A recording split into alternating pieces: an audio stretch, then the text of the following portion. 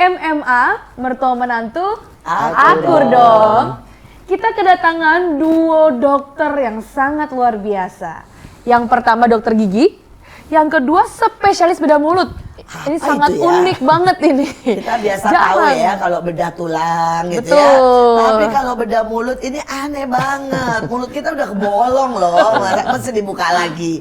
Ya, nanti kita mau dengarkan kenapa mesti ada tuh namanya dokter spesialis bedah mulut. Tapi sebelumnya mungkin kenalin dulu namanya ya. Bisa perkenalkan diri dulu. Ladies first ya. Oke. Namanya siapa? Terus apa nih? Dokter gigi, dokter bedah mulut atau apa? Sekalian juga bisa bilang misalnya Klinik saya. penting loh gitu ya ke dokter gigi sekali-sekali gitu ya. Oke. Banyak sekali yang bilang gini, waduh pokoknya kalau ke dokter itu cuma kalau udah tergeletak. Apalagi dokter gigi nggak penting lah gitu ya. Nah ini perlu nih coba diedukasi ya. Oke, halo semua, perkenalkan nama saya Dr. Gigi Niki Claudia Liliana, boleh dipanggil aja Niki. Saya dari Bekasi ya, Oh, di kebetulan. Bekasi. Bisa boleh loh Oh, bilang ya. kalau mau datang ke mana. boleh Kliniknya. Klinik. Kebetulan masih kerja di klinik orang ya. Oh, nggak Iya. apa-apa. Cuman kalau mau datang boleh, yang di Bekasi aku ada di Ocean Dental kebetulan prakteknya. Kemudian aku sendiri masih lumayan baru jadi dokter gigi, pengalaman jadi ya 2 Berapa tahun? ini. Oh, baru 2 2 tahun. ini. Wah, fresh nih ya masih. Kalau ini kan udah senior ya. Ini fresh. Lulusan mana nih kalau boleh tahu? Oke, aku lulusan dari Universitas Andalas. Itu ada di Padang, itu Universitas Negeri kebetulan ya. Emang tinggal di sana atau asli Bekasi? Sini ya.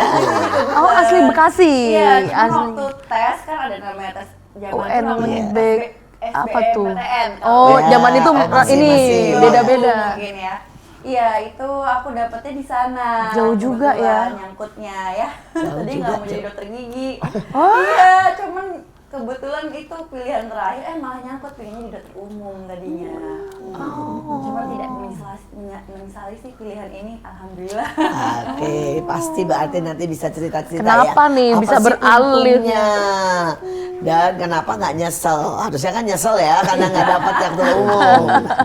Sekarang yang pria nih, sekarang yang pria. Oke, halo. Kalau saya namanya adalah Dr. Gigi Rahindra Pratama. Oh juga dokter gigi, dokter bedah umum Betul. itu juga, dokter bedah mulut itu juga dokter gigi. Betul. Jadi sebelum kita jadi spesialis, kita harus melewati pendidikan dokter gigi umum terlebih dahulu. Oke. Setelah itu, Lanjut Baru ya. lanjut ke spesialis karena kita punya beberapa spesialis.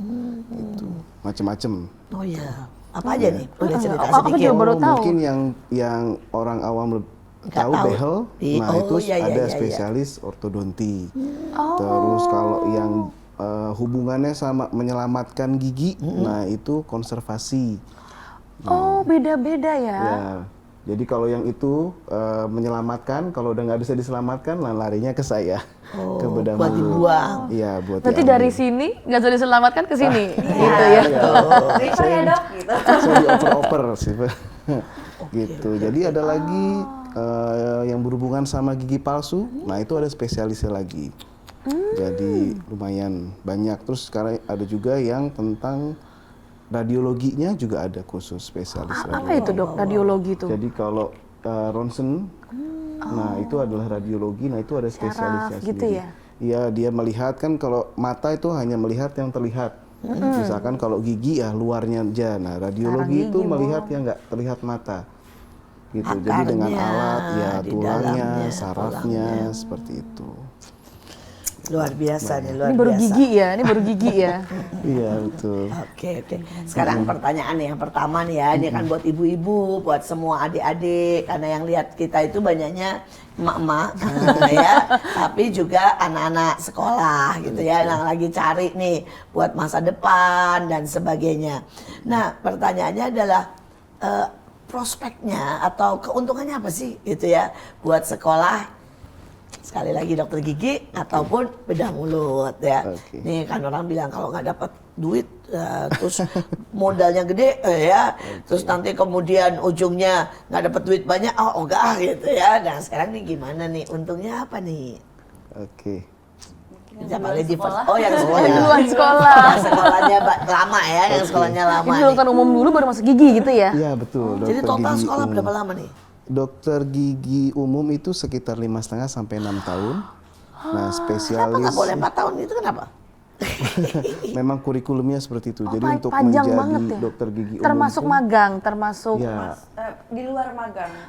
Di luar magang. Iya. Wah, baru tahu. Mungkin program dokter yang sebelumnya yang udah lulusan dulu sama yang Sekarang. pra-covid ya. Saya kan jatuhnya pra-covid ya. Itu Oh, beda. sistemnya. Kalau saya sudah ada magang atau internship dari kementerian. Kalau dulu belum dulu ya dok belum. ya. Jadi dia ada 5,5 ya udah di situ aja. Nah ini setelah 5,5 tahun harus internship lagi yang baru ya. Betul. Jadi lebih berapa panjang lama lagi tuh? dia. Setahun. 6 bulan. Oh, kebetulan. 6 bulan. Karena kan kita ada namanya tahun. koas ya. Kalau yang bedain koas gigi sama koas dokter umum, kalau koas dokter umum, kalau yang saya tahu ya lebih banyak mengobservasi. Kalau kita berikut mengerjakan juga di bawah supervisi, kan kebetulan ada dokter-dokter spesialis bedah mulut ngerjain cabut gigi ya di supervisi sama dokter bedah mulut seperti itu. Tergantung jurusannya apa Iya. pilihannya tadi itu ya. Betul, makanya saat internship tidak selama teman-teman yang dokter umum. Kami 6 bulan itu sudah mengerjakan pasien, tapi juga diberikan requirement berapa buah harus ngapain aja selama 6 bulan itu diberikan sama kementerian. Wow. Tapi sekolahnya juga sekitar 5,5. Betul, jadi 5,5 plus. Tapi Plus udah dia sudah include. plus lagi. Aduh, lama sekali ya dibanding sekolah yang lain. Itu baru dokter ya. Kalau dokter umum aja berapa? 4 tahun? Dokter umum juga sama, Sama ya? Iya, dokter umum. Kalau Umum dokter aja, umum. Ini kan gigi. mungkin sekitar 3 sampai 4 tahun. Saya kurang begitu. Jadi Kayaknya gigi lebih panjang dari dokter Karena umum. ada itunya koasnya. Kalau dokter gigi dan dokter umum sekarang memang sekolahnya beda dia Beda dari banget. awal. Oh, kalau dulu Dokter dulu juga. gabung terus pecah gitu Mungkin ya. zaman dulu sama kayak dari awal dokter gigi ada di Indonesia tuh sudah terpisah Oh, mereka. udah terpisah. Oh, dari awal. Cuman jumlah sekolah awalnya yang saya tahu sejauh ini sama, melewati sekolah sarjana terlebih dahulu.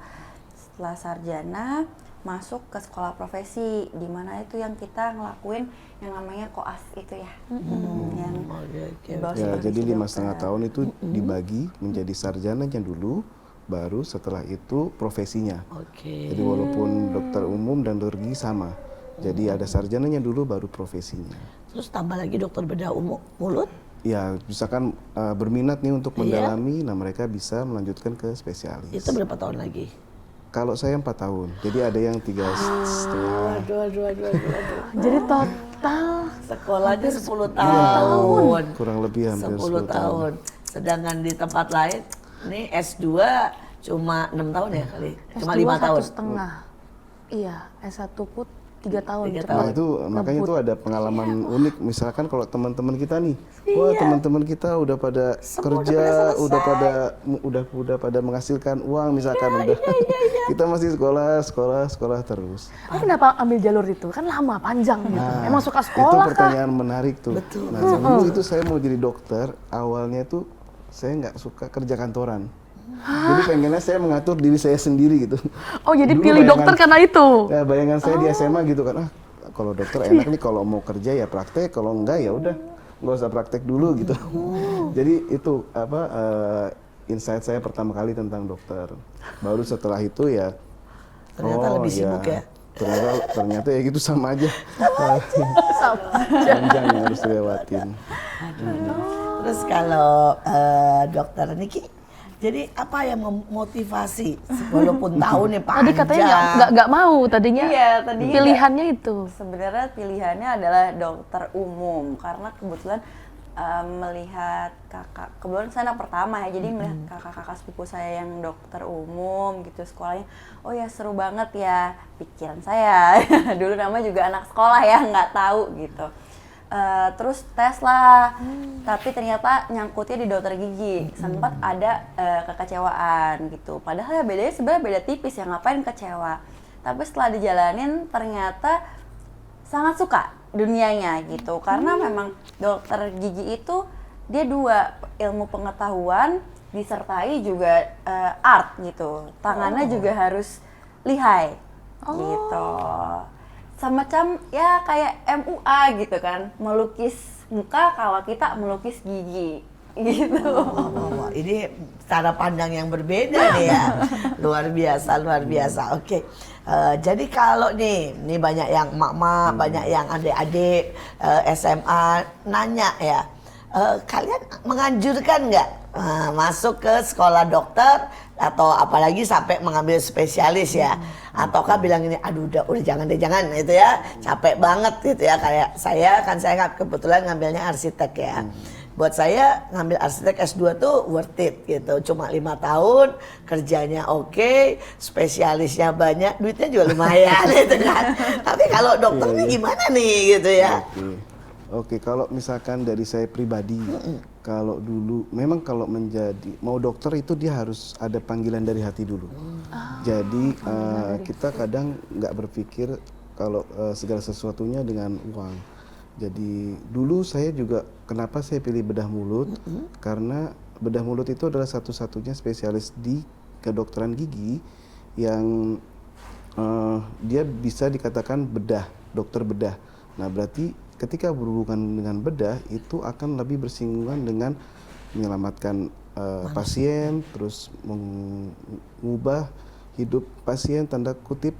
Jadi Nyawa misalkan ya, ada nyawanya di situ. Iya, bukan cuma nyawa aja, kayak misalkan ada kasus celah bibir, celah itu juga langit-langit. bagian. Itu bagian dari kami di bidang bedah mulut. Kalau yang sumbing Ya, misalnya. itu ketika kita bisa melakukan tindakan, terus hasilnya juga bagus, itu ada kebahagiaan sendiri yang Dan mungkin itu nggak merubah masa depan seseorang ya. Itu mungkin nilainya nggak bisa dinilai dengan uang itu. Jadi perasaan ketika Menolong. ya rata-rata setiap yang setelah operasi itu pasti setelah selesai kontur terakhir itu pada dok ayo foto.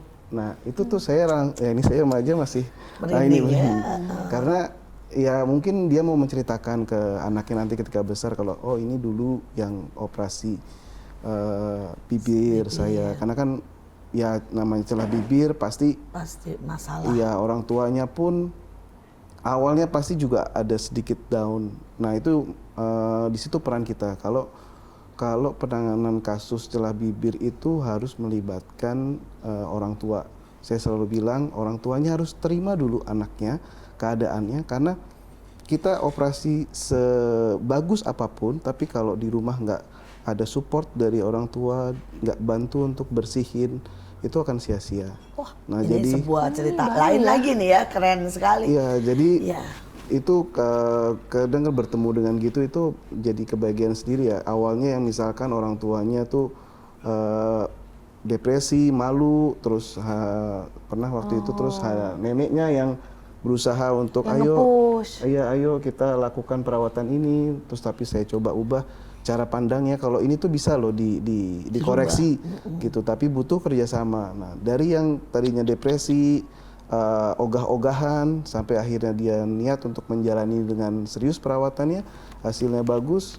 Saya juga senang akhirnya setelah ini saya masih ada kontak gitu kan, dia sering upload foto anaknya. Jadi ketika dia sudah mengupload foto anaknya terus kebersamaan ya berarti kan dia sudah menerima happy. Oh, udah nggak malu. Bangga ya, Iya. udah bangga dengan keadaan sekarang. Jadi seperti itu. Jadi kalau ditanya gimana nih anak muda, kalau kamu mau melakukan sesuatu untuk orang lain dan itu sangat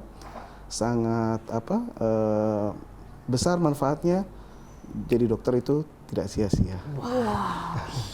Benar-benar saya tidak pernah berpikir ya bahwa bedah mulut itu begitu pentingnya.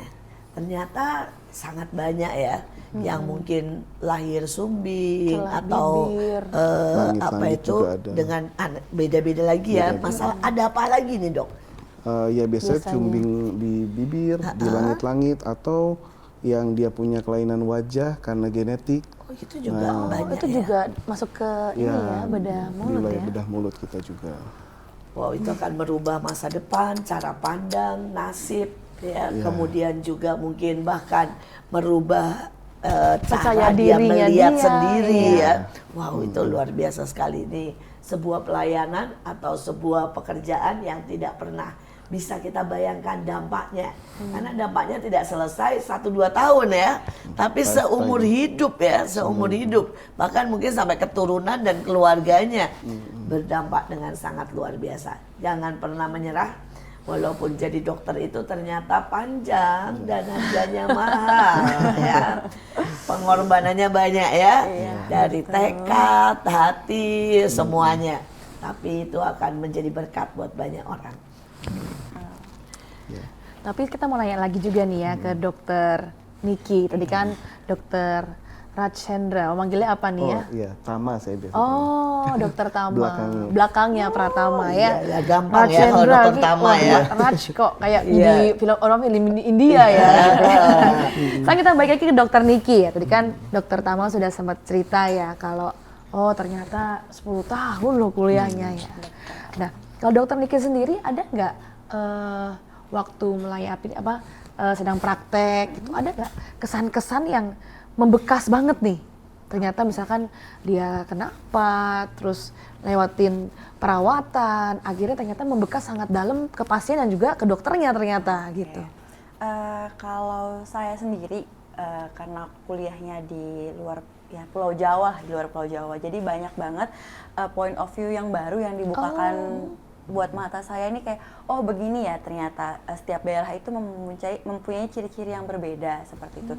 Saat saya pindah ke sana untuk kuliah, kemudian kuliah di kedokteran gigi, kemudian bahkan ditugaskan keluar kotanya lagi, kan kota besarnya di Kota Padang. Saya ditugaskan waktu itu sempat ke Pariaman, kotanya jauh lebih kecil, skupnya lebih kecil. Pengalaman saya adalah ketemu pasien yang unik-unik karena di sana itu masih percaya dengan hal-hal yang seharusnya nggak dimasukin ke dalam mulut, seperti kayak masukin minyak bensin lah dimasukin ke mulut kayak gitu. Biar ini dong sakit gigi saya kumur-kumur pakai air bensin, katanya gitu. Kurangnya edukasi, masih percaya kata orang seperti itu. Itu menurut saya sangat sulit mengedukasi di daerah gitu ya, karena mereka tetap percaya kepercayaan kemarin si A sembuh kok pakai bensin gituin. Nah, seperti kebetulan itu. Ya mungkin. Kebetulan. Untung nggak keracunan ya. Iya loh, kumur bensin. Iya, itu kami door to door karena kami juga kalau semisal baksos ya, kebetulan keluar kotanya. Jadi memang ke daerah-daerah seperti jadi itu. Jadi unik-unik banget. Betul. Pernah lagi ke Baksos Nasional waktu itu, jadi seluruh dokter gigi atau koas-koas gigi di Indonesia ke Sumatera Barat kita ngadain waktu itu di namanya Alahan Panjang. Itu biasanya dingin, lumayan lah, ada 2 hari itu kita ngadain hampir 800 pasien datang dengan kasus yang bermacam-macam seperti itu. Ya keluhannya rata-rata memang cabut aja lah dok, biasanya kalau di daerah ketemunya seperti itu.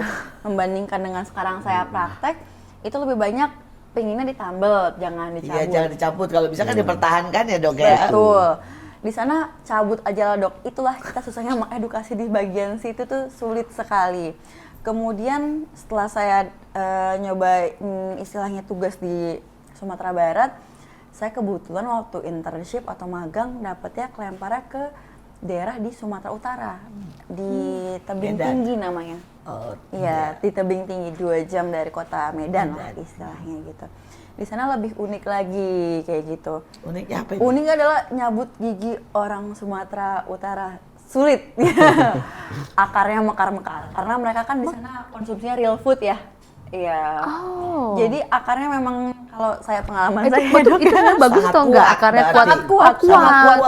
Waduh. Iya. Mereka maunya dicabut gitu. Mau gimana pun saya nggak mau lah dok balik lagi ke sini. Pening lah saya balik ke sini digituin kan. Maunya seperti itu. Kayak sehari saya di sana pengalaman adalah cabut gigi 10 biji. 10 pasien itu datang, 10-nya dok cabut semua. Aduh, dengan sangat susah dicabut karena mereka sehat banget ya. Betul, dan kami kalau di sana kan dikirimnya ke puskesmas ya, kayak ini puskesmas, depan sudah kebun sawit, kayak gitu. Pengalamannya di sana adalah mengedukasi bagaimana merubah perspektif masyarakat bahwa gigi itu sekarang itu dirawat loh, bukan dibuang kalau ada masalah. Dibuang. Iya, gigi itu merupakan salah satu penunjang quality of life kita gitu. Jadi itu menurut saya perbedaannya di sekarang dengan saya di daerah itu sih. Memang perlu digencarkan lagi. Betul. Dan bahkan menurut saya nggak usah sampai di sana ya, yang di pedalaman, di sini aja. Beberapa ya. Masih. Menurut saya mereka tidak pernah terpikir ke dokter gigi. Ya, mereka berpikir nggak penting. Ya, itu cuma kalau istilahnya sakit pun, kalau udah sangat cekot-cekot lah istilahnya ya. Kalau enggak sangat sakit buat mereka udah nggak apa-apa. Nah, ini gimana nih mengedukasi ataupun sebenarnya ke dokter gigi itu seberapa kali atau mulai kapan? Karena sejujurnya di sini pun, di kota Bekasi pun belum ada pengertian itu. Betul. Oke. Ini siapa nih? Mau? Oke, mungkin kalau dari saya ya, saya berusaha memberikan analogi yang mudah diterima. Jadi memang banyak orang yang mikir udahlah cabut aja gigi, sakit cabut aja nggak mau dirawat gitu ya. Saya biasanya memberikan analogi yang mungkin masuk ke pasien-pasien itu adalah kalau misalkan ada jembatan atau jalan layang itu kan terdiri dari tiang-tiang. Nah, ketika salah satu tiangnya jatuh atau rusak, apa yang terjadi pada jembatan itu antara jembatannya jatuh atau tiang yang lain miring. Iya. Sama kayak gigi. Ketika gigi ada yang hilang, berarti gigi-gigi yang lain itu Miring, bisa ya. kelebihan beban dulu. Nah, kelebihan beban yang terus-menerus akan menimbulkan rusak atau goyangnya gigi yang lain. Jadi satu gigi yang hilang, efeknya bisa ke semua gigi. Itu mungkin dari situ, oh gitu ya dok. Nah, baru dia mau Ngerti, mau. kita harus rawat, cabut itu jalan terakhir. Kalau memang udah nggak bisa, ketika sudah dicabut pun harus diganti. Dikasih gigi palsu Gigi ya. palsu. Nah, saya selalu bilang gigi palsu itu bukan tanda kutip mau dokternya. Itu juga perkataan dan pemikiran semua masyarakat. Karena saya tahu masyarakat Dikira berpikir biar itu, tambahan nih gitu ya. Cari duit Kadang deh, orang dokter mikirnya kan ya. gitu ya. ketika saya tahu ini kayaknya bakal berpikir gitu, nah saya counter dulu. Jadi bukan mau dokternya tanda kutip, tapi ya untuk itu tadi mengembalikan tekanan kunyah ke semua gigi. Jadi sebenarnya itu bukan cuma langkah sekali ya, tapi itu buat jangka panjang. Betul, untuk kelestarian gigi-gigi yang lain. Tapi ngomong-ngomong, kalau gigi palsu itu kan juga semua masyarakat berpikirnya mahal. Ada nggak sih Jalan yang mudah, yang lebih murah gitu ya, atau jalan gimana gitu? Karena masyarakat berpikir buat apa itu, makan aja susah ya, apalagi mesti pasang gigi palsu yang selalu mahal. Nah, ini gimana nih dengan jawabannya nih buat para dokter nih? Oke, jadi mahal atau enggak kita bisa lihat. Pertama, makan enak itu mahal. Kalau kita nggak punya gigi, kita nggak bisa merasakan kenikmatan makan enak. Terus ketika kalau kita jadi nggak punya gigi, berarti intake nutrisi akan turun. Itu akan mempengaruhi kualitas kesehatan tubuh yang lain. Jadi ketika dibandingkan dengan itu jadi relatif mahal atau enggak aja jadi relatif. Itu sih kalau saya coba mengedukasi pasien seperti itu. Ya, kita ada di pertengahan, mau ada yang lewat dulu nih ya. Nanti kita akan teruskan pentingnya untuk ke dokter gigi. Dan kita akan tanya nih, sebenarnya paling bagus kapan sih ke dokter gigi dan berapa lama nih gitu ya. Misalnya Perawatan. setahun sekali kek gitu ya, supaya semua kita belajar sesuatu tentang gigi. Makin sehat, makin berkilau. Sekali lagi tetap stay tune di MMA, jangan kemana-mana. Inilah MMA, mertua menantu, akur dong.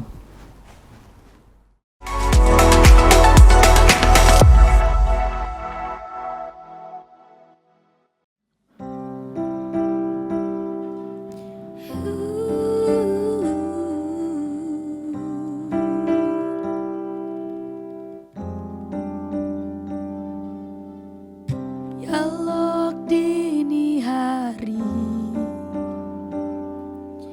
kepada diri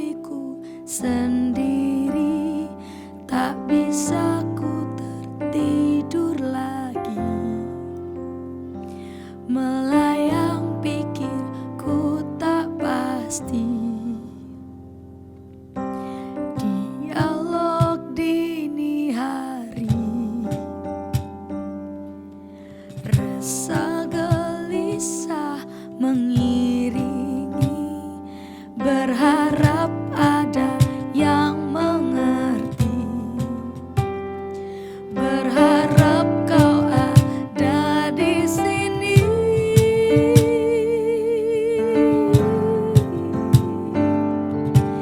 Tenang-tenang yang tak kunjung datang, menanti-nanti cahayamu, beri aku petunjukmu. Tenang-tenang, oh datanglah tenang menghampiri. Oh, oh, oh. Tenang-tenang yang tak kunjung datang, menanti-nanti cahayamu, beri aku petunjukmu. Tenang-tenang, oh datanglah tenang hari ini. Oh, tenang-tenang yang tak kunjung datang, menanti-nanti cahayamu, beri aku petunjukmu. Tenang-tenang yang tak kunjung datang menghampiri. Oh, oh, oh. Tenang-tenang yang tak kunjung datang, menanti-nanti cahayamu, beri aku petunjukmu. Tenang-tenang, oh datanglah tenang hari ini.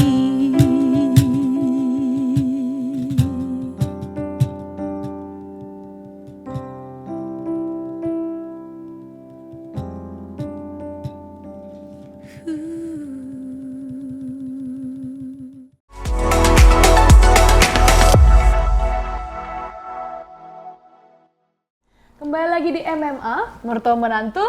Aku Aku dong. dong. Kita masih dengan duo dokter gigi kita yang luar biasa ya. Tapi sebelum kita mau nanya lanjut lagi nih. Tadi kan sempat tanya ya latar belakang kenapa pilih dokter gigi. Ada yang sebenarnya nyasar ya, Iya, ya nyasar. kakak yang sempat nyasar ya. Cuma ternyata jadi suka gitu. Cuma mungkin perlu diedukasi untuk semua para pendengar juga. Sebenarnya ke dokter gigi itu harusnya mulai dari kapan? Dari kapan? Dari kapan? Terus perawatannya tuh gimana sih gitu? Apakah kan nggak mungkin setiap minggu gitu ya? Ataukah mungkin kayak sehari-harinya tuh harusnya gigi itu diapain gitu? Oke, paling aku bantu jawab ya. Sebenarnya kapan sih kita Startnya harus- dari kapan nih? Dari istilahnya dari bahkan dalam kandungan gitu, dalam persiapan kandungan. Semisal ibu sedang hamil, itu Oh, pun iya, dia ini baru harus tahu nih. kontrol ke dokter gigi. Bahkan saya Oh selalu iya bilang ya, betul. Emangnya kamu pernah? Iya. Saya enggak. Iya, dokternya suruh jadi harus dapat rujukan dari dokter gigi, Oh, iya. udah dicek giginya gitu. Masa betul. Iya karena aku betul. sempat mau normal. Saya melahirkan, saya nggak pernah deh ya zaman saya. 3 kali melahirkan nggak pernah ada rujukan ke dokter Dua-duanya gigi harus ya. dapat ini. Harus dapat. Oke, boleh buat. Sejak kapan itu Iya, itu peraturan? apa ya? Itu kenapa itu ya? Aku juga nggak Kayaknya ngerti. mulai kalau semenjak saya praktek sih memang sudah ada ya, cuman jelasnya kapan baru diterapkan tuh kurang tahu. Cuman memang sekarang digalakan dari sejak hamil, dari ibunya diedukasi karena sebenarnya bakteri penyebab lubang gigi itu juga di transmittingnya tuh dari ibu ke anak kayak gitu, dari sharing sendok kayak gitu. Dari awal sudah istilahnya diusahakan lah, Diajarin. ya diusahakan supaya nanti saat anak terlahir giginya tumbuh normal, tidak ada kelainan bentuk giginya, kemudian juga tidak adanya lubang atau early childhood caries gitu. Yang sering kali kita lihat tuh gigi anak hitam-hitam. Nah itu biasanya karena memang dari awal tidak diperhatikan. Apa aja notes-notes. Jadi sebenarnya saat kita hamil juga kita sudah mulai banyak belajar tentang kesehatan gigi dan mulut anak harus seperti apa ke depannya. Karena itu adalah start awal mula, akhirnya nanti anak giginya karies free, kemudian juga saat berganti gigi juga susunannya juga jauh lebih baik seperti itu. Karena salah satunya kenapa sekarang banyak orang pakai behel akhirnya adalah karena susunan giginya itu Pas pergantian berantakan, ya. pergantiannya tidak sesuai karena awalnya apa? Adanya karies yang banyak dalam rongga mulut anak gitu. Dan kapan sih harus sering ke dokter giginya gitu? Saat anak sudah mulai tumbuh gigi, itu kita sudah boleh bawa ke dokter gigi. Kapan? Setiap 6 bulan sekali biasanya untuk ke dokter gigi umum. Jika memang ada beberapa kasus yang lebih mendalam, nah itulah saatnya biasa aku refer nih ke dokter gigi anak. Kalau seandainya memang ada kelainan yang lainnya yang jauh lebih parah, bisa langsung ke dokter bedah mulut seperti itu. Jadi memang apa ya, sambung bersambung lah sampai tua. Saya mau nanya nih, karena mumpung punya anak. Apakah kalau kata orang-orang makan permen kebanyakan bisa buat hitam-hitam tuh giginya katanya gitu. Dan ini nggak tahu nih, ini teori dari mana nih? Ini biar maaf nih ya, nanya nih. Nggak apa, ini aku bantu jawab juga dari aku praktek dari koas sampai sekarang. Yang aku perhatikan adalah kenapa anak giginya berlubang itu sebenarnya bukan karena hanya makan manis-manis aja. Aku selalu bilang sama orang tua saat edukasi, makan manis itu boleh, ada tapinya. Tapi harus dibilas dengan apa? Air putih. Dan dari kasus-kasus yang ada, hal paling besar nih, yang kontribusi paling besar gigi anak itu berlubang adalah makan di emut. Malah Makanan. makan di emut. Kenapa? Wah, anakku yang pertama nih emut nih. Ya, itu kontribusi paling besar sejauh ini. Kasih pasien video datang. abis ini. Suruh nonton. Betul harus dikasih. Suruh nonton video nih biar dia nggak ngemut-ngemut nih. Betul. Saat pasien datang, keluhannya udah full karies mulutnya ya, udah hitam-hitam, sakit, bengkak, bahkan sampai bernanah ya. Aduh. Itu pasti ditanya ke orang tuanya, kenapa Bu ini anaknya? Saya sebutin lah makan manis. Jarang dok. Aduh. Pas sebut makan di emut, iya dok, makannya 2 jam dok. Udah gitu, pasti hancur. Dan seperti itu biasanya kasus seperti itu akan saya langsung rujuk ke dokter spesialis gigi anak. Sebenarnya ada spesialis khusus Sekarang gigi udah anak. ada ya. Gigi Tadi ada khusus satu yang anak. belum disebut ya, spesialis dokter gigi anak. Betul.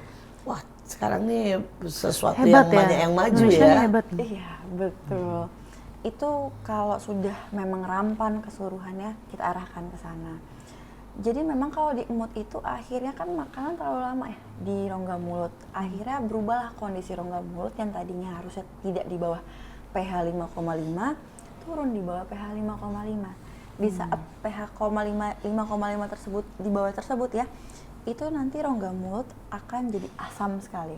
Dengan kondisi asam tersebut terjadilah pelepasan ion-ion kalsium dan ion-ion yang menempel di gigi. Jadi Nah, pori-pori itu gigi yang- itu kebuka. Oh, Gitu. makanya rajin sikat gigi ya. Iya, dan saat kebukaan seperti itu, itulah bakteri nempel. Nah, bakteri rongga mulut itu berkembang saat kondisi rongga mulut sedang asam-asamnya. Jadi bukan malam gitu ya. Kan banyak orang bilang kalau mau tidur harus sikat gigi karena malam nanti bakterinya keluar gitu enggak ya. Jadi sebenarnya kalau hari-hari pun pH-nya Di bawah 5,5. di bawah 5,5. Terus mensiasatinya gimana itu? Karena anak kecil kan kalau sikat gigi kan suka kabur-kabur. Oke.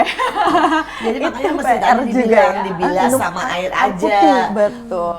Pokoknya nggak boleh terlalu lama makanan di mulut. Dan mengarahkan anak juga sih supaya mengajari dari awal jangan diemut itu. Karena kalau udah diemut Minum yang seluruh banyak lah udah. orang tua pelajari hancur sudah semua. Seperti itu. Dan itu efeknya bukan di gigi anak-anaknya aja. Aku banyak dapat kasus pasien nih, mereka dalam usia pergantian gigi. Jadi gigi permanennya itu jadi lunak-lunak. Jadi kayak bisa saya scraping, kan gigi keras ya. Ini bisa di scrap gitu. Karena apa? Sampai usia belasan mereka masih punya kebiasaan itu, ngemut makanan. Wow. Tahu nih. Hati-hati ya. Tahu nih. Tapi kalau ngemut permen kan sama aja. Iya, permen juga diemut, Dok. Kita kan kalau makan permen nggak setiap hari ya, hanya saat-saat waktu-waktu tertentu aja saat ingin craving manis gitu ya. Cuman kan kalau makan kita sehari 3 kali. Berarti 3 kali itu kita ngemut makanan. 2 jam, 2 Iya. jam kali 3, 6 jam sehari. Belum lagi jeda ke air putihnya itu lama. Seringkali anak-anak zaman sekarang ya, saya perhatikan dan saya tanya juga ke orang tua, malas minum air putih. Waduh.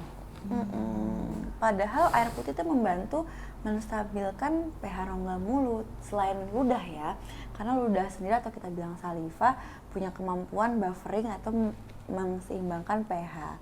Tapi di saat buffering itu gagal, air putihlah yang membantu, menolong sebenarnya. Ini buat pengalaman dari dokter bedah ya, pertanyaannya. Ya, operasi itu kan nggak pernah murah ya. Sedangkan maaf kata sumbing menurut setahu saya nih, tapi maaf kalau salah, tolong diralat, justru banyak sekali diderita oleh menengah ke bawah karena kurang gizi atau karena kesalahan kesalahan mungkin cara hidup dan sebagainya. Boleh nggak pertama diedukasi apa sih kalau yang menengah ke bawah supaya tidak terjadi sumbing atau masalah-masalah dengan itu ya. Yang kedua adalah bagaimana nih solusinya dengan keadaan yang seperti itu dan bedah yang sangat mahal.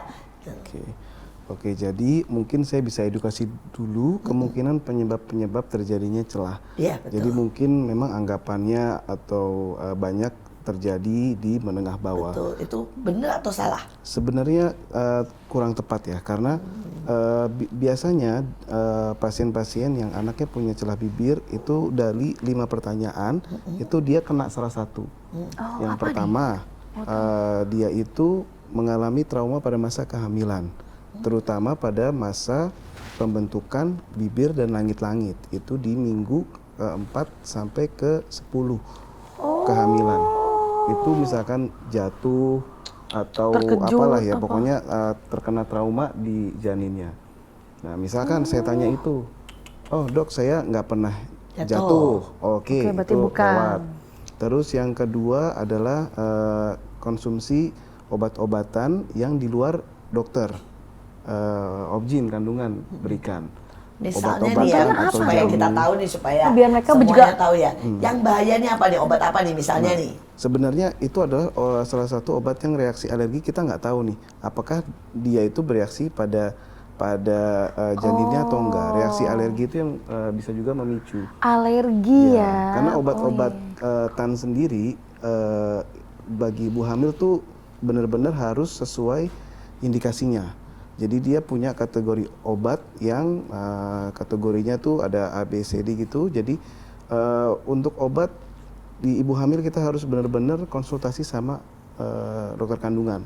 Jadi misalkan ada mungkin ibu kita, oh minum jamu ini biar kuat atau kan minum suka begitu ya. obat ini. Boleh, tapi tetap konsultasikan ke dokter kandungan. Karena sebenarnya takutnya alergi ke anak bukan ke ibunya ya. Apalagi ketika itu terjadi pada masa pembentukan bibir dan langit-langit. Oke, tadi obat-obatan dan jamu. Oh, saya enggak nih dok. Baru tahu nih. Nah, terus yang berikutnya, adakah keluarganya yang mengalami hal serupa atau Jadi enggak? itu ada kecenderungan Ya, turunan. bisa juga genetik. Genetik ya. Nah, genetik bisa juga karena ini perkawinan yang masih kerabat dekat. Itu meningkatkan resiko juga. Gitu. Jadi misalkan itu juga nggak kena nih, oh saya nggak punya nih dok keluarga yang bibir sumbing, tapi kenapa anak saya masih kayak gini? Kemungkinan yang terakhir itu adalah kurangnya nutrisi. Kurangnya nutrisi bukan selalu misalkan masyarakat yang menengah ke bawah, tapi bisa juga karena dia terlambat tahu kalau dia hamil. Jadi ada yang tiba-tiba dia baru tahu hamil di misalkan Usia minggu ke-5 atau minggu ke-7. Nah, dia baru tahu tuh. Berarti kan dia belum mendapatkan asupan nutrisi lebih di situ. Mungkin load kerjaannya berat seperti itu. Nah, di situ dia terjadi kekurangan nutrisi terutama asam folat. Nah, dia bisa terjadi. Asam folat itu kalau misalnya nih normal-normal nih dari apa sih? Dari makanan sebenarnya Sayuran apa? ya? Atau buah apa yang mengandung asam folat dok? Sebenarnya semua mengandung kecil-kecil, sebenarnya tercukupi. Nah, biasanya kalau kita pun ke konsultasi atau kontrol kehamilan itu pasti diberikan sama dokter kandungan. Rata-rata penyebabnya adalah karena dia terlambat taunya kalau dia hamil. Ya. Sekali lagi nih maaf nih karena pemirsa kami ini banyak sekali yang menengah ke bawah ya, kadang-kadang juga nggak kontrol. Mereka selalu cuma tinggal nanti kalau sudah ke 7, ke 9 baru ke dia bidan, mulai. dan melahirkannya pun di bidan. Dan kebetulan memang kami ini kan memang khusus bergeraknya ke menengah ke bawah. Di bawah juga ada klinik yang khusus seperti itu. Seringkali mereka datang benar-benar setelah setelah setelah 6 atau 7. Dan itu pun mereka cuma datang 2 kali, yaitu pada waktu pertama kali supaya nanti kalau datang 9 mereka diterima. Cuma itu.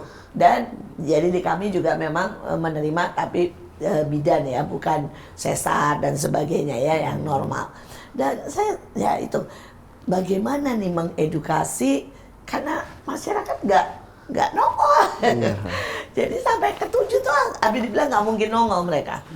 Ya itu Suruh makan apa nih setidaknya untuk menolong? sebenarnya yang penting itu adalah selain makan adalah kontrol kandungan ke dokter atau bidan sih, karena dia yang bisa menilai maksudnya sekarang ini kondisinya gimana gitu. Jadi kalau di bagian scoop kita, scoop saya mungkin kita harus saran juga sebelum menikah atau sebelum mau merencanakan punya anak, periksa dulu kondisi gigi dari ibunya. Gitu. Karena kalau terjadi sesuatu misalkan giginya bolong terus nggak dirawat, terus tiba-tiba dia sudah hamil, terus daya tahan tubuh turun, infeksinya meluas. Nah, tindakan bedah itu riskan terhadap ibu hamil. Kategori paling aman adalah di trimester kedua, tapi itu pun juga harus dengan pemantauan dokter obgyn. Nah, jadi mungkin kalau kita bisa kasih saran perencanaan mempunyai anak itu dimulai dari sebelumnya, pastikan giginya dalam keadaan bagus semua untuk ibunya terutama. Oh enggak, cuma suruh disuruh cek aja Ya, sih. kalau ada bener. yang bolong tambal dulu, kalau ada Buat yang perlu ini loh, dicabut. buat mau daftar akte. Oh iya. Oh iya? Iya dulu sih. Apa cuma RT ku ya? Cuma memang kayaknya beberapa Beberapa yang sekarang kayak gitu, gitu. diwajibin. Jadi banyak harus cek darah, cek gula apa. Oh ya, udah lebih bagus. Perempuan berarti ya, sekarang. perempuannya. Udah lebih bagus itu. Zaman-zaman saya sih nggak pernah ada Buat ya begitu mau ya. daftar apa ya bilangnya? Oke, daftar buat akte atau KI, dapat buku KI. KIA. Buku KI ya. Cek darah segala. Karena kan sulit ketika terjadi infeksi pada masa kehamilan, obat pun juga terbatas. Kita nggak bisa. Nah itu jadi lebih baik sebelum punya anak, sebelum hamil, periksakan dulu, terutama ibunya. Betul.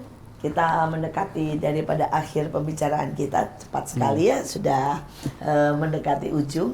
Nah, saya minta dari dua dokter yang ajaib, tolong diedukasi bagaimana sih perawatan dasar ya untuk kesehatan gigi, baik untuk anak-anak, untuk istilahnya yang emak-emak ya, sampai khususnya yang istilahnya remaja nih yang lagi pengen pakai ya segala macam ya, benerin itu kan beda lagi nih ya, pengen mengkilap, pengen giginya cengkling gitu. Nah ini bisa siapa dulu nih, Lady first? Boleh. Untuk dari aku sendiri sebenarnya bahwa gigi itu memang terlihat perawatan yang mahal, Pak. Tapi sekarang Indonesia sudah menyediakan dokter-dokter gigi juga di vaskes pertama. Seperti itu, dimana kalau memang seluruh keluarga ini punya BPJS bisa digunakan loh buat cuman periksa aja. Oh, periksa aja boleh ya? Betul, nggak mesti tunggu sakit. Cukup datang, karena saya juga di puskesmas waktu magangnya. Cukup datang untuk diperiksa, dan itu cuma 6 bulan sekali lah untuk Ini pemeriksaan. aja tidak diketahui loh, saya aja nggak tahu Iya, ternyata bahwa bisa BPJS ngecek. sudah bisa dipakai untuk pemeriksaan. Termasuk operasi bibir sumbing. Bisa juga. Wow, luar biasa ini, harus Bisa diedukasi. sebelum terlambat, orang kalau bisa pakai BPJS kenapa tidak gitu ya? Iya, dan sayang banget. Kan semua yang kerja sekarang wajib Pasti BPJS. butuh, harus. Dari RT RW sudah dianjurkan semua wajib BPJS. Jadi Bapak Ibu sekalian sekarang boleh dibilang gratis ya buat periksa. Jadi nggak ada alasan berkata nggak punya uang. Karena ternyata BPJS bisa dipakai buat periksa gigi gratis. Betul, dan untuk tindakan-tindakan dasar itu memang di cover seperti penambalan, kemudian kalau kena syaraf atau ternyata harus ada gigi bungsu yang dioperasi, biasanya kita akan refer ke vaskes yang kedua dan itu pun masih gratis. Wow, luar biasa, luar biasa. Nah, untuk di rumah nih sekarang, ya, yang apa yang minimal untuk membuat gigi mereka semua sehat? Oke, mungkin kalau saya bisa kasih saran untuk yang di rumah, ini yang paling simple dan paling murah tanda kutip adalah merubah kebiasaan cara sikat gigi. Mungkin dulunya kita diajarinnya, ya termasuk saya sebenarnya, sikat gigi itu bangun tidur, Iya. terus Mau tidur. mau tidur. Nah, Iya. jadi Sampai sekarang saya masih begitu. ya, jadi kita ganti yang bangun tidurnya itu setelah makan. Jadi kalau kita bangun tidur sikat gigi dulu nih, Baru makan. baru makan. Nah, Salah, Cuma kebalik. ya, ya dianggapnya Benar juga berarti ya. dari kita makan sampai nanti kita sikat gigi lagi itu bakteri kuman nempel di situ. Nah, yang sering lupa, Kebalik ya. betul. Yang sering lupa adalah sebelum tidur. Dulu saya kecil juga sering lupa sih sebenarnya. Nah, itu yang paling sering, padahal itu paling krusial. Ketika kita nggak sikat gigi sebelum tidur, ya dia Panjang durasinya. ya durasi kuman menempelnya lebih panjang. Kapan kita sebelum tidur sikat gigi? Berarti kan habis bangun tidur makan kena kuman, terus malamnya lupa sikat gigi, lanjut lagi kuman nempel di situ. Padahal kalau kita tidur, tadi sudah jelaskan sama dokter Niki ya, ketika kita tidur saliva kita turun produksinya. Ketika turun prajuritnya jadi berkurang. Di situ kumannya jadi makin gencar lah. Jadi yang paling simpel adalah sikat gigi setelah habis makan dan sebelum tidur. ini ada kalau di bawah nih ya orang sering kalau nggak punya apa-apa, nggak punya odol, mereka itu kumurnya sama garam itu berguna, itu baik atau enggak sih dok? Tetap harus sikat gigi ya, karena plak itu hilangnya hanya dengan sikat gigi. Apalagi kalau Pasta udah ya, menempel giginya. lama ya. Jadi kumur air garam itu bagus, tapi itu tidak menggantikan sikat gigi. Ya, jadi harus saling combine. Baru tahu nih aku nih. Terus perawatan lagi untuk menyehatkan gigi nih ya, apa kira-kira? Oke, kalau Karena perawat saya mengalami ini terutama ketika saya bertemu dengan mereka ya, terutama kalau kami ketemu mereka yang kerja di Bantar Gebang, di tempat sampah, di mana itu giginya rusak semua. Kenapa ya? Makannya ya. Ya. Banyak sekali yang benar-benar giginya hitam, hancur gitu ya. Di usia yang relatif masih muda, mungkin 40, 45 ya, itu sudah sangat parah. ya, itu bisa juga itu karena kurangnya edukasi sih kesehatan gigi dan mulut. Nah, di sini peran dokter gigi itu sangat tinggi di sini. Garda terdepan dia yang berusaha edukasi. Kayak misalkan tadi kebiasaan masyarakat itu adalah anak kecil minum susu terus tinggal tidur. Iya. Wah, itu ciri khasnya adalah bolongnya awalnya lebih banyak di gigi atas dan dia rata. Nah, jadi gigi itu lebih cenderung dia nggak bolong di atas. Nah, kalau anak kecil dia bolong di atas dan banyak, itu besar kemungkinan karena dia minum susu dan dia bawa tidur. Jadi kerendam dia tuh giginya sama susu. Oh gini ya. Nah, dari kecil dia udah rusak, terus sampai banyak yang hilang, makanya rentetannya panjang. Yang tadi giginya tumbuhnya jadi berantakan. Nggak rata. Nah, ketika berantakan, kuman nyelip di situ susah dibersihkan sama sikat gigi. Nah, bolong. Nah, jadi makanya di usia muda banyak yang bolong itu dimulai dari kecil rentetannya, gitu. Jadi pentingnya edukasi kesehatan gigi dan mulut itu memang harus terus digalakan ya. Mungkin tambahan ya pembersihan karang gigi. Sekarang tuh kan orang nggak tahu kalau pembersihan karang gigi itu sebenarnya disarankan setiap 6 bulan sekali. Gitu. Scalingnya. Betul, scaling tersebut. Banyak yang nggak tahu juga bahwa scaling tersebut bisa dilakukan di fase 1. Jadi makanya dari fase 1 itu juga sudah memulai istilahnya promosi kesehatan ya ke desa-desa atau ke daerah dari posyandu, dokter gigi juga sekarang ikut, yaitu untuk mengedukasi dari awal anaknya lagi ditimbang dan lain-lain juga sekarang dicek rongga mulutnya seperti itu supaya untuk mencegah nanti besarnya giginya rusak, karena memang Indonesia sendiri setahu saya punya target Indonesia Free Caries 2030. Baru dengar juga ajaib nih ya. Itu tugas berat itu. Terus hampir semua banyak sekali ya karies itu ya. Betul. Ya, kita waktunya sudah habis, tapi terima kasih sekali karena ini sangat membuka wawasan. Ada begitu banyak yang menganggap sangat remeh ya kesehatan gigi. Padahal ternyata ini sangat penting dan sangat berdampak. Sekali lagi inilah MMA, mertua menantu, Akur akur dong. Kita berterima kasih sekali dengan dua orang yang sungguh-sungguh mengedukasi dengan sangat ajaib. Tapi jangan lupa dan juga stay tune untuk episode-episode kita selanjutnya. Tetap stay tune di Asia Zara, inilah MMA. Terima kasih.